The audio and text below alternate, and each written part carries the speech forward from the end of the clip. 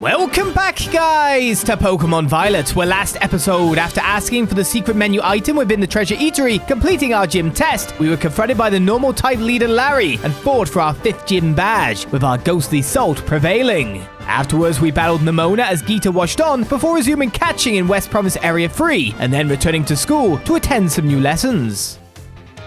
Will I fail yet again? Hello everyone, well done on the midterm exam. Some of you earned perfect scores and the others seem to have a bit of trouble, but I can tell that you all tried your best.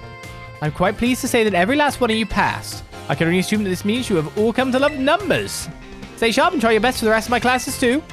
Speaking of staying sharp, do you know how that word applies to Pokemon battles? That's right, it has to do with stat boosts. Pokemon's stats can rise and fall throughout the course of battle, correct? For example, if a Pokemon using the move Work Up, its attack and special attack stats will rise by 1 stage each. And as you may know, each time a Pokemon's attack or special attack rises 1 stage, who's affected by the stat will deal 50% more damage. If that same Pokemon from our previous example would use Work Up again, both its attack and special attack will have risen by 2 stages total. This results in a 100% damage increase to damage dealt, making its move twice as strong. Soul Stance, on the other hand, boosts attack by 2 stages at once, allowing the Pokemon to deal double damage after just a single use. Using Soul Stance twice would boost the Pokemon's attack stage by 4 stages. How much more damage then would this Pokemon deal? Double damage, quadruple damage. Triple damage, yeah? 200%. Math! Wow, that's great! You answered this difficult question with ease, Olizandri. You can't even do quadruple, really? Each stage that the Pokemon's attack or special attack stat is raised increases damage by 50%. So being raised 4 stages would result in a 4 times 50% or a 200% increase. The base damage removed is 100%, so adding 200% to that gives us 300%. In other words, the next move the Pokemon uses will deal triple damage. Type matchups, critical hit damage, and other factors all play into these calculations as well, so even a small boost must be taken seriously. By the way, if a stat simply rose, that means it has gone up 1 stage. If it rose sharply, that's 2 stages, and if it rose drastically, that's 3 stages. Just so you know, the X attacks and special attack items, which can only be used in battle, can be used to sharply boost those respective stats. Oh my, is that the bell? I suppose that's all for now. What a shame. Today's lesson was a little difficult, so be sure to review what you learned in order to stay sharp. I'll see you all again next class. I imagine it should only be like the 4s, right?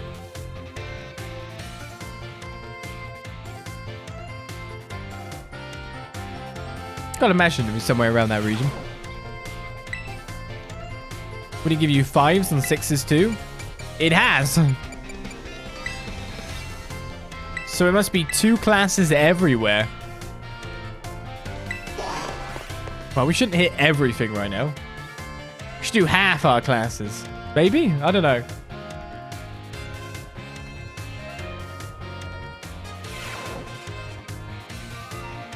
Hello everyone, let's have a fun class today.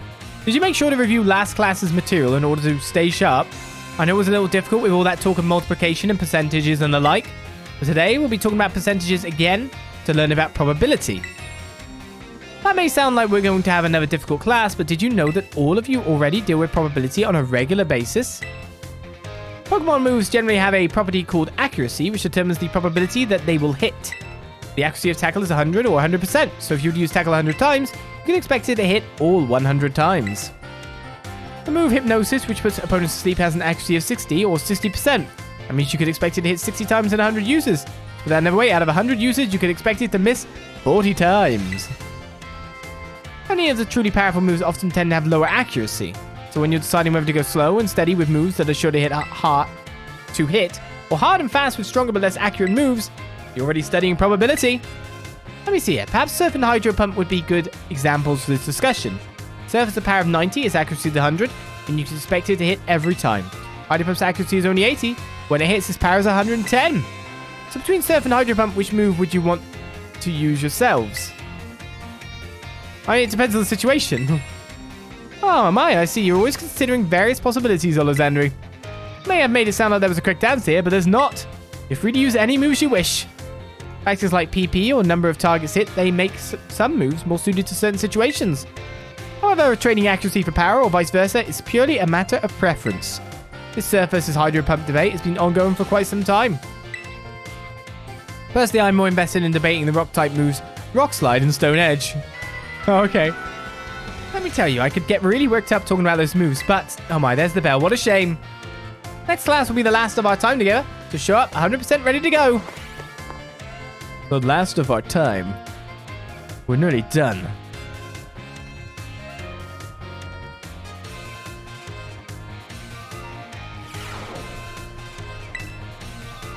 I wonder if it's already unlocked. Shouldn't be, though. Right then. Biology. You like biology with Mr. Chuck? Class will begin soon. Don't be tardy. I won't. I never am.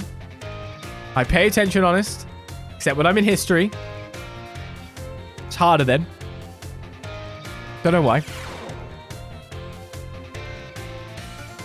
Hello, hello. I hope everyone's ready to learn some new things today.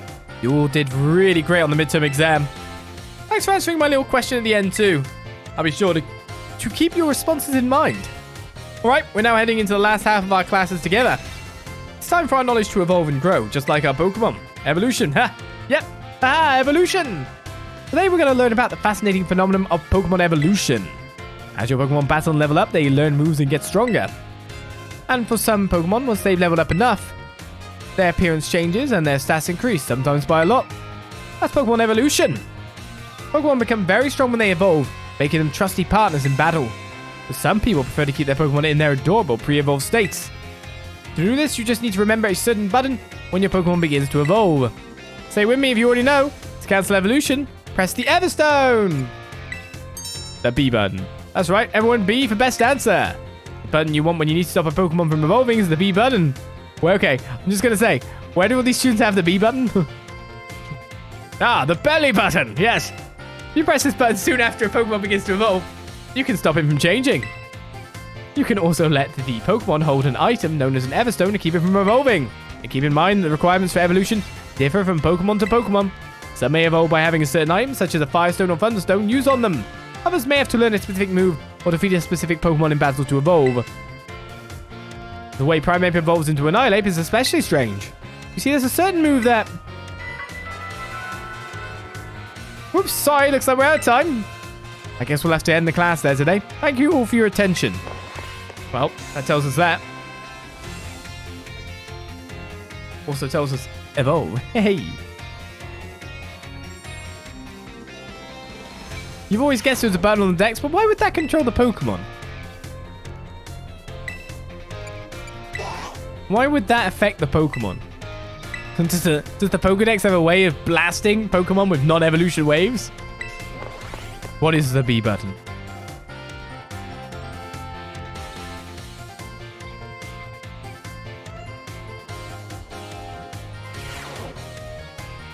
I just follow around someone all the time pressing B when they're trying to evolve their Pokemon. I go, ha ha ha ha. My de-evolution gun. Hello, hello. Now everyone's ready to learn some new things today. But before we get going, do you all remember the final question from our midterm exam? Well, Director Clavel found out about it somehow and I got yelled at. Whoops. Apparently you could tell I was hiding something just by looking at me. You must have noticed all the colour flushed around my face. Haha. Speaking of colour today, I'd like to teach you all about colours as they pertain to Pokemon. Some Pokemon have slightly different coloration or patterning on their bodies based on their gender or individual differences. In very rare cases, a Pokemon may have wildly different coloration compared to others of the same species. We call these specimens shiny Pokemon. It's quite rare to cross paths with one. Does anyone here know what the likelihood of finding a shiny Pokemon is? It's 1 in 4,000. Well, that's right. Well, it's a bit more than that, isn't it? You may have the makings of a Pokemon Professor Olizandri. It's like 1 in 4, 1... 9, 6? Maybe I am the makings of a Pokemon Professor. Shiny Pokemon appear at a rate of 1 in 4,000. Isn't that amazing? Probability of encountering one in the wild is the same as hatching one from an egg, too. Eggs from a pair of Pokemon raised around differing languages are a special case. There is a higher than average chance that a shiny Pokemon will hatch from these eggs. But we haven't been able to figure out why that is just yet. I've also heard rumors of a charm that increases your likelihood of finding shiny Pokemon when you have in your bag. Can you believe that? This claim can't be scientifically verified, but it sure would be fun if it were true. Complete your decks. Whoops, there's the bell. That's all for today. Thank you for your attention. 4096. Well, I wasn't that far off. I remembered, 2 of the extra numbers.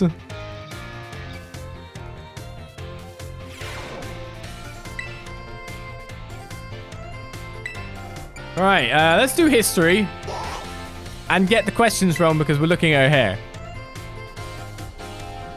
Let's face it, that's what's going to happen. Do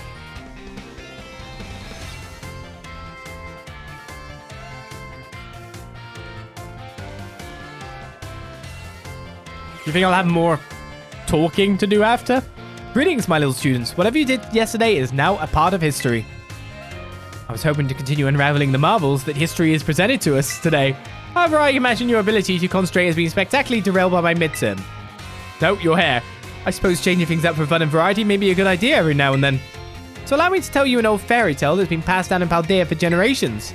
Once upon a time, there was a king who very much enjoyed collecting treasure. He was particularly fond of treasures from other countries. One day, a merchant from the east heard rumors of this king, came to meet him. The merchant laid out 4 treasures in front of the treasure-loving king. I'm trying to block her out. The 4 treasures were as follows: a vessel, a sword, a set of tablets, and a set of beads. Seeing such rarities before him, the king leaped for joy. Isn't it leapt? He showered the merchant with gold coins and claimed all 4 of the treasures for himself. It's out of the corner of my eye. I can see. Perfect time to make eye contact. Oh, I see, look, at the exact moment. They got me the eye contact. The exact moment. Young Olizandri, please answer me this. I said that one of the treasures was a set of tablets. What do you think these tablets were? Medicine that you chew. Handheld electronic devices.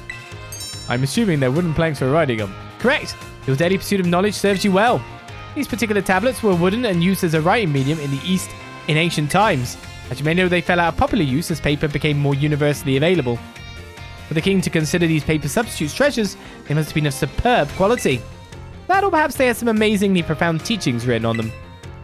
So the king obtained these 4 treasures, and on that very night, it is said that a terrible disaster rained down upon his castle, reducing it to rubble by dawn. Oh, is that time already? I wasn't done with my story, but alas, so ends today's lesson. If you're interested in how the story ends, you may come see me outside class hours. Oh, yes. Oh, 1 minute 30 lessons. Sit down. She gets through a few paragraphs. Bing bong, bing bong. How much do they get paid for their short lessons, I wonder? History 2. 5, actually.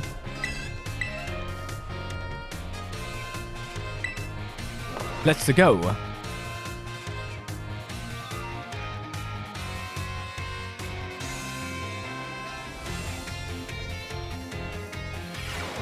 Greetings, my little students. Whatever you did yesterday is now a part of history. Today, we'll continue to unravel the marvels that history has presented to us. I trust you will remember our lesson before the midterm exam concerning the great crater of Paldea and its interior, Area 0. This mysterious crater captured the imaginations of many, including the former Paldean emperor. 200 years ago, a group of explorers claimed to have finally reached its depths. The name of the team that achieved this great feat was the Area 0 Expedition. The team is said to have been made up of Paldea's best and brightest. Skilled battlers, brilliant researchers, talented individuals of all kinds. Among the list of team members was the name of a man who was an author and brilliant natural historian, Heath. After returning from the expedition to Area 0, he used his literary talent to record the events of the expedition and publish them. Perfect time to make eye contact, young Olizandri. Let's see if you were paying attention. What was the name of the team that first made it to the deepest reaches of the Great Crater? Correct. To pick upon and remember a term I simply slipped into the flow of the lecture. You really are quite the clever one. It's a pretty bland term. The correct name for this team was the Area 0 Expedition. The record of their activities written by the expedition member Heath can be found in bookstores and the like even today. This record is now known as the Violet Book. At the time, the entire region of Paldea was absolutely buzzing about Area 0. The Violet Book was so popular that practically everyone had a copy. However, the book itself was full of fantastical descriptions and illustrations of things that could never be thought of as real. The masses began to call Heath a liar. Even the truth of the expedition making it to the bottom of the crater was called into question. The Violet Book was condemned to the shelves of used bookstores as just another book of wild paranormal stories. There's a copy of one of the bookshelves on the ground floor of the entrance hall. Feel free to have a read if you're interested. Oh, is that Tom already? I must have gone swept up in filling your minds with knowledge. This ends today's lesson. We will unravel more of history's enigmas together next time. I guess we should try to find the Violet Book then.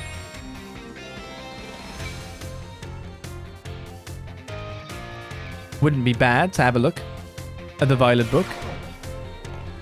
Which way, though?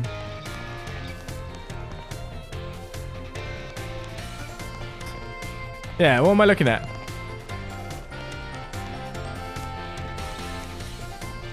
Ah. There's a green book. There's Academy rules and regs. Let me guess. Is the Violet Book Violet? Student registry? Some of the recent pages have been torn out so you can't read them. Interesting. I take it the Violet Book isn't violet then. It's definitely green.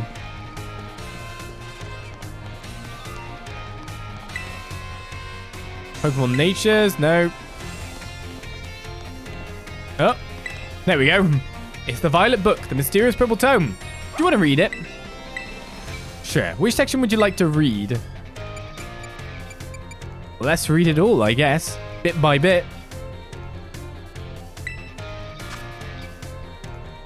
A photograph from the survey team's point of ingress to the crater, which is visible in the background. Luck favored us with fine weather, making for a smooth outset. The clouds obscured the crater's distant depths, where the treasure of legend is said to lie. Now onward and downward.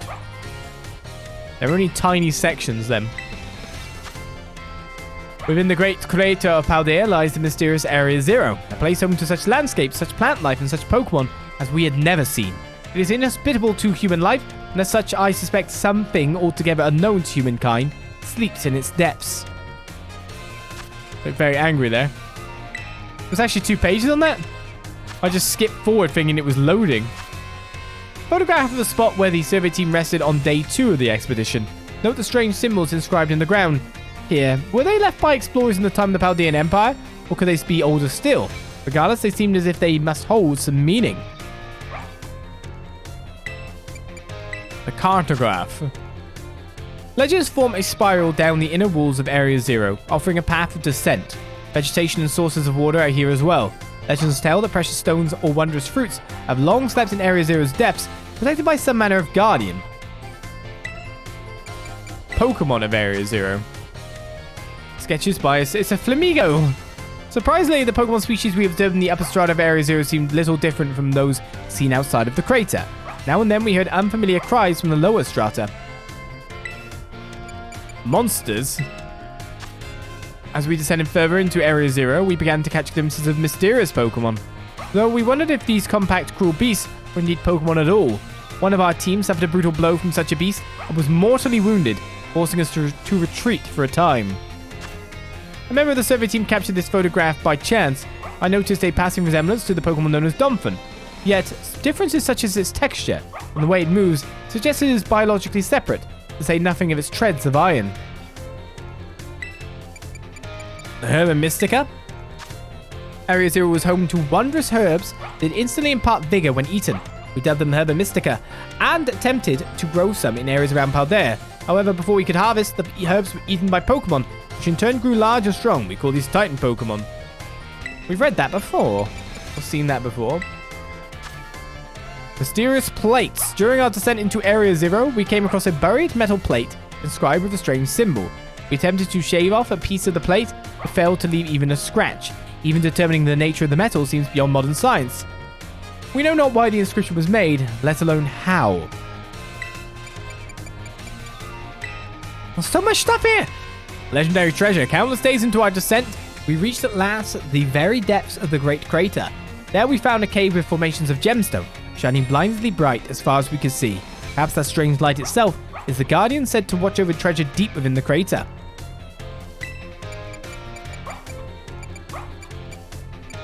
An imagined Pokemon? A drawing of a fantastical Pokemon is envisioned by our sketch artist. The compactness and cruelty of the strange Pokemon that dwell in Area Zero's lower reaches tickled the artist's imagination, prompting the sketch of what other species that inhabit these depths might look like. It's my original creation! It's real! During our exploration of Area Zero's depths, I, Heath, strayed from the team and was later found unconscious. When awoken, I could only recall speaking with someone in an unfamiliar place, as if in a dream. I was found holding the page shown here. The handwriting is my own, but I have no memory of writing this. That's nice. Our generous sponsor. The author Heath, pictured with the director of Uva Academy. The Academy's generous funding made the Area Zero expedition possible, and the data gathered has been shared with the Academy in hopes that it will aid in the institution's research work, foster future generations of scholars and scientists. More book. About the author. Heath, author of the Violet Book, shown here with his partner Salazar, a natural historian as well as a writer, who was chosen for the Area Zero expedition, and penned this account upon returning from the Great Crater of Paldea. Salazar aided the expedition as well by bearing the team's luggage and equipment. And then down the very bottom, we get this. It's something Pokemon. A Risk Pokemon? A Bisque? Disc Pokemon? While separated from the research team in the crater's depths, I found a strange entity. Whether it was a Pokemon or even alive at all, I know not. It bore a something.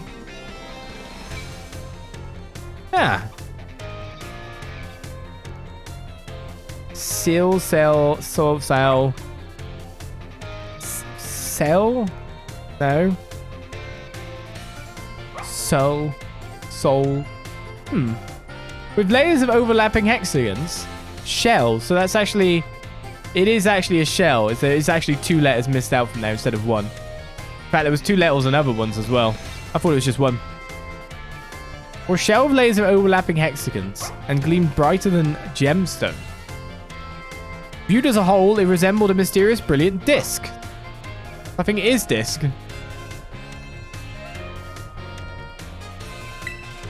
Well, there we go. That was a little bit extra for us. Let's see if any of these teachers want to speak. Now that we've been places. In fact, 2 of them are here.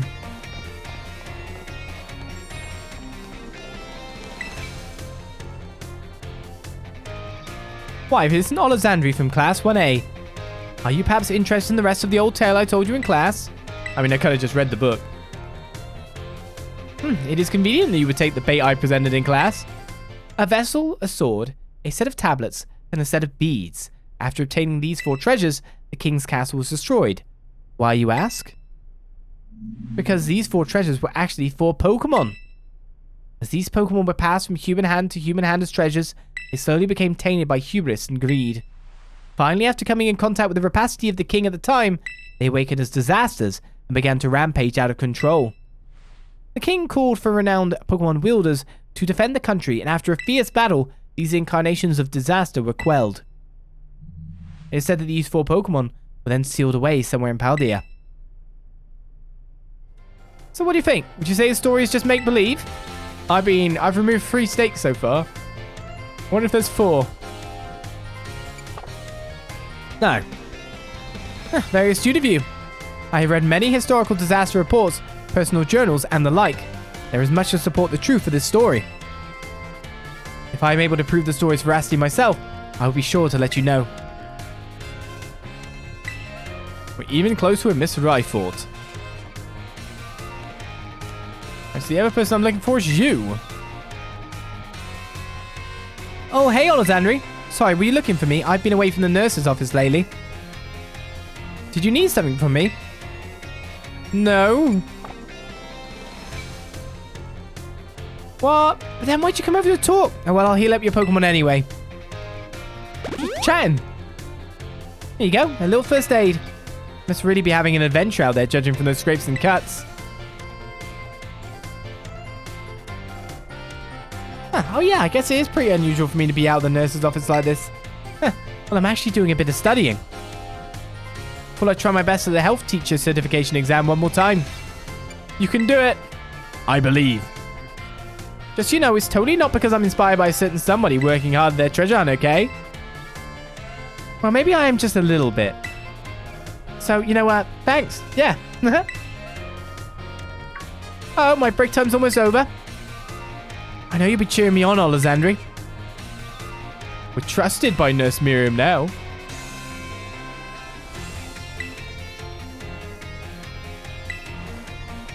Why not lie down? I tried. I only crouched. trusted.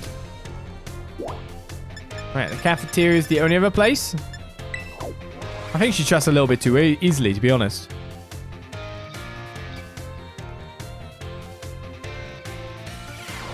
I was going to do another lesson, but because we read that book as well, I think I'll leave it for now. What are you cooking? Olizandri, you scared me. Were you cooking something? Oh no, I'm not here for anything food related at all. I was just walking around the entrance hall, and I felt that intense gaze that I told you about before. So I quickly ducked into the cafeteria here. Our cafeteria is only one entrance, so I thought I might be able to discover the identity of the person watching me if they followed me in here. Ah, someone's come just now. Oh, that's weird. I thought I saw her come in here.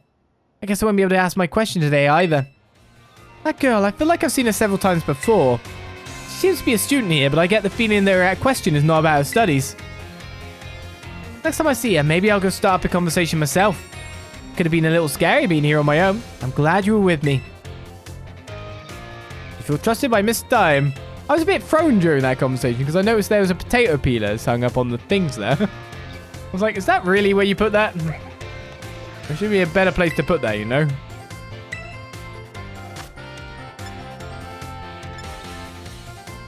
Good.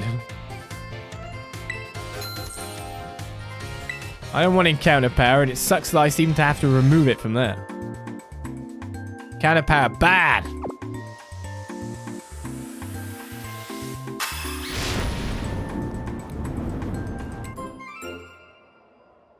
I'm fine now after vomiting.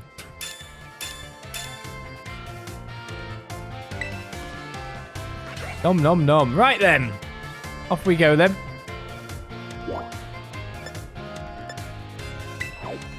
I wonder if there's any reason to go back to my dorm room. Been getting letters from my mum the whole time.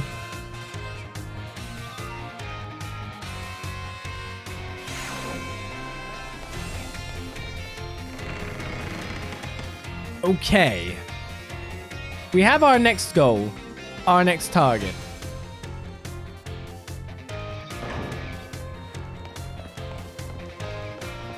Before I go there, let's just go see if turning that stuff off.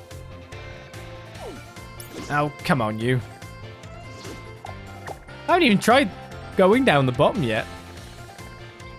I mean, that's interesting. Bottom's up here, after all. Yeah, why haven't I even gone down there yet? Ooh. Oh, wait a second. Yeah, no. We're not going there. Path of Legend, the False Dragon Titan. That'll be our last Titan.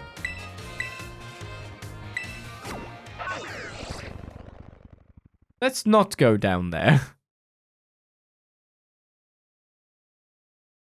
It's not to say we can't survive, but our overall safety is not good. I mean, we nearly took out Big Boy 65. Got jump after all. Wasn't far off.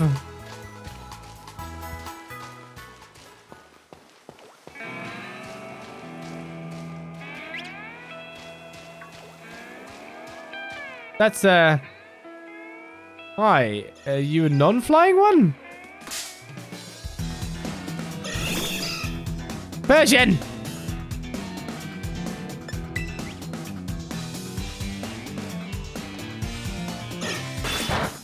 I can run away.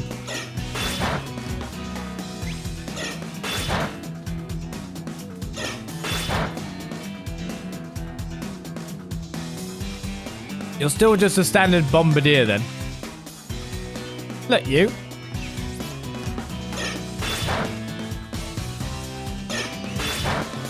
I've let you live. But you have decided you have chosen death. Or unconsciousness.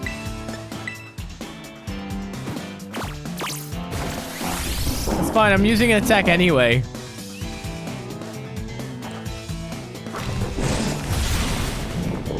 Bad kitty.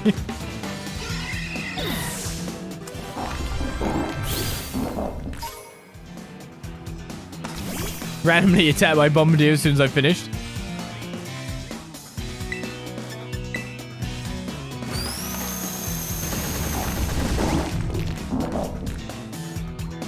I'm tormented now. Now look. Everyone leave me alone. I'm trying to look around. Well, my salt leveled up. In the game and in real life. Jump Bluff can be here as well. So many Pokemon that can be here. Chansey!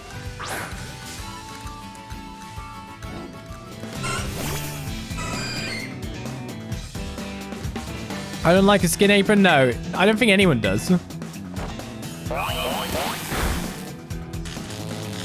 That's a lot of lost HP there, Chansey. When did you stop being so bulky?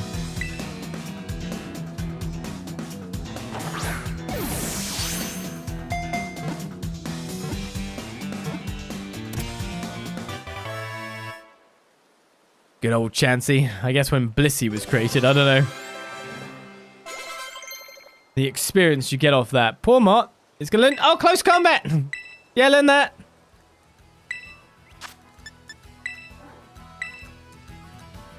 I can just wreck things.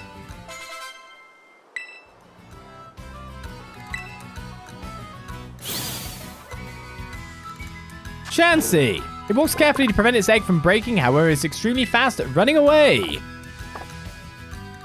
Flee, Chansey, flee!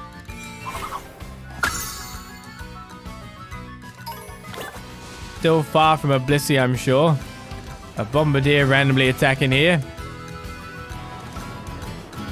Okay, I really should go to the Pokemon Center and confirm the other thing.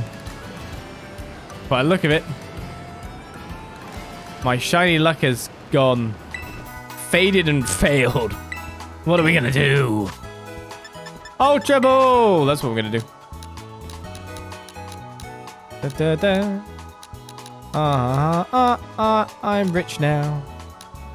I'm just gonna buy 90. Half my cash.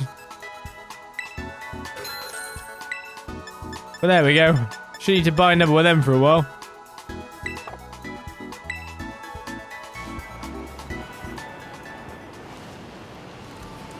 Good job.